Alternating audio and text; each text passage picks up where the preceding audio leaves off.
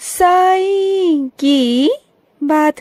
बच्चे, जहाँ मेरे बच्चों की काम की बात आती है ना, जहाँ मेरे बच्चों के काम होते हैं, उनके कार्य होते हैं ना, वहाँ उनका साईं स्वयं आकर खड़ा होकर उन कामों को करवाता है। मेरे बच्चे, तुम्हें क्या लगता है कि तुम मेरा नाम जपते रहते हो और मैं तुम्हारा काम नहीं करवाऊंगा? नहीं मेरे बच्चे, मैं आता हूँ और तुम्हारे कार्य को स्वयं करता हूँ।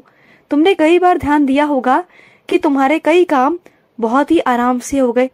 तुम्हें ऐसा लगा होगा कि शायद वो काम आराम से होना ही था। नहीं, उस काम में बहुत अड़चने थी, लेकिन उस काम को मैंने खुद खड़े होकर वहां पर करवाता हूँ।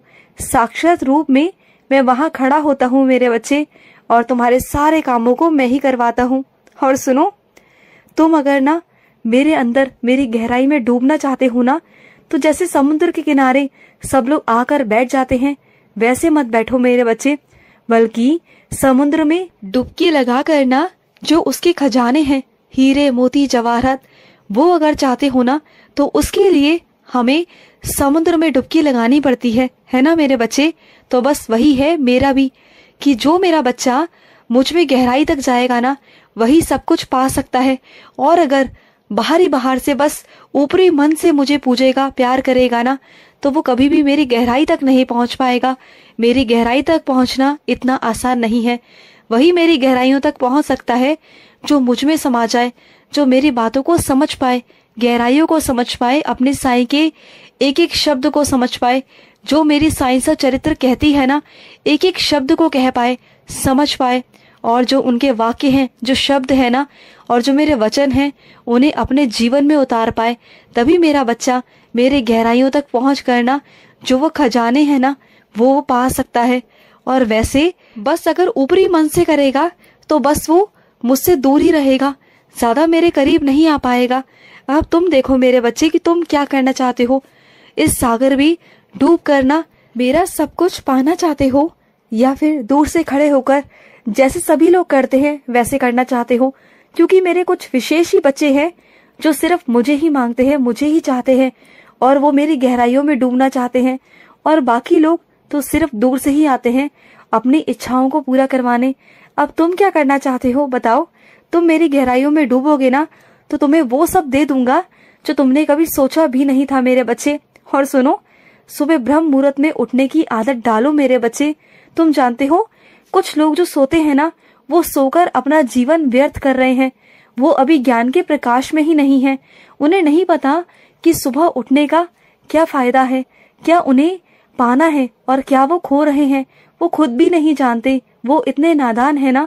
उन्हें सब पता है कि ब्रह्म मुहूर्त में उठने से मेरा आशीर्वाद प्राप्त होता है, लेकिन उसके बावजूद भी ना वो सुबह उठ नहीं पाते, क्योंकि उनके भाग्य में, उनकी किस्मत में है ही नहीं वो खजाना, वो मेरा आशीर्वाद है ही नहीं।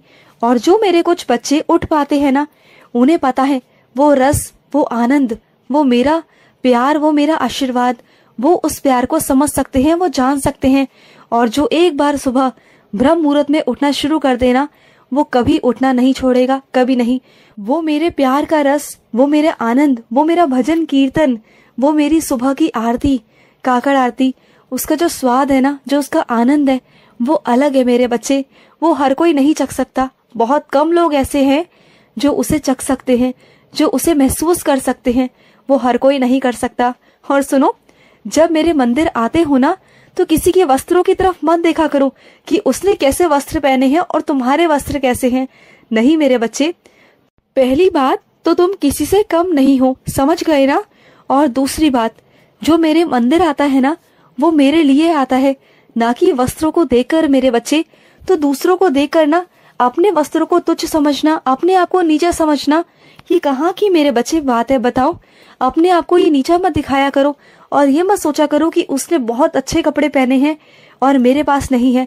अरे तुम्हारे पास वो है जो उसके पास नहीं है, ये कभी सोचा है तुमने? तुम्हारे अंदर सादगी है, तुम्हारा पवित्र मन है, ये सोचो तुम, और वो उसके पास में नहीं है। समझो मेरे बच्चे इस बात को। और जो मेरा बच्चा सिर्फ और सिर्फ मेरे लिए मंदिर आता है ना, वो कभी किसी और चीज की तरफ कभी देखता नहीं, न गहनों की तरफ, न जेवरातों की तरफ, और न ही कपड़ों की तरफ। अगर उसकी नजर पड़ती है तो साईं पर पड़ती है। मेरा बच्चा हर पल, मुझे देखना चाहता है और उस बच्चे को मैं अपने दर्शन देता हूँ और मेरे दर्शन पा करना उसकी आंखें तृप्त हो जाती हैं मेरे बच्चे। फिर उसे कुछ और देखने की चाह रही नहीं जाती, क्योंकि उसकी आंखों में मैं प्रवेश कर जाता हूँ, उसके मन में मैं प्रवेश कर जाता हूँ, उसके दिल में। तो मेरे बच्चे, तो ये सब देखने मत आया करो। अगर देखना है तो अपने साईं का चेहरा देखो, मुझे देखो, मेरे चेहरे की रौनक देखो, जो तुम्हारे आने से मैं कितना खुश होता हूँ वो देखो। तुम्हारे साईं ने जिंदगी भर मेरे बच्चे, जब तक मैं शारीरिक रूप में रहा, मैंने वही अपने फटे पुराने कपड़े पहने, वही जीवन व्यतीत किया। भिक्षा मांग कर मैं खाना खाता था।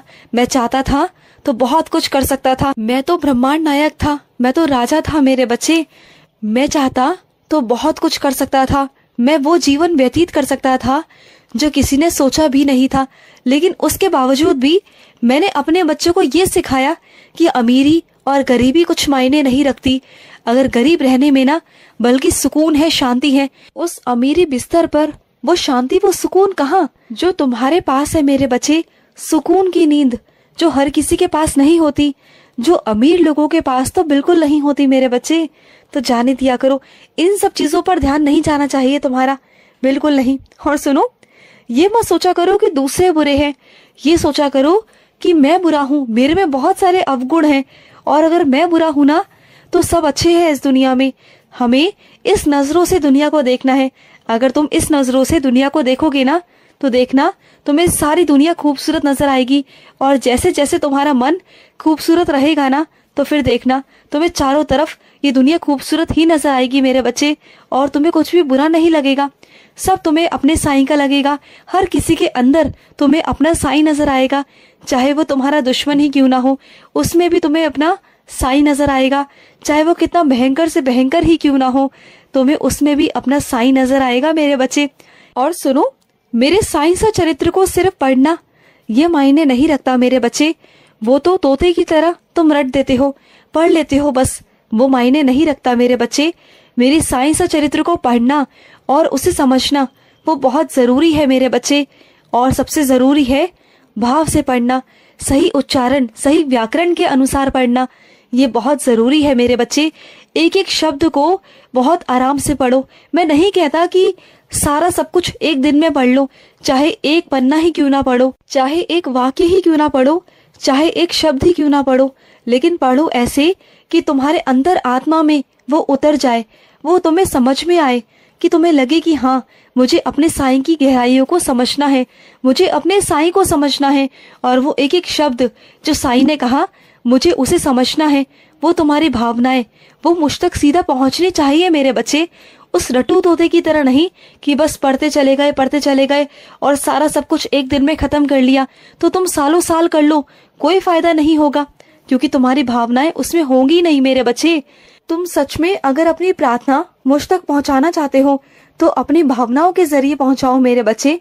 मैंने साईं सा चरित्र का आशीर्वाद इसलिए दिया है क्योंकि उसे समझकर अच्छे से और उसकी भावनाओं के अनुसार ही तुम मुझ तक अपनी प्रार्थनाएं पहुंचा सको, ना कि इसलिए कि रट्टू तोते की तरह पढ़ पढ़ कर बस एक दिन में खत्म कर दो। वो महज एक किताब नहीं, वो मेरा वाक्य है, वो मेरे शब्द है, वो मेरे अर्थ है मेरे बच्चे।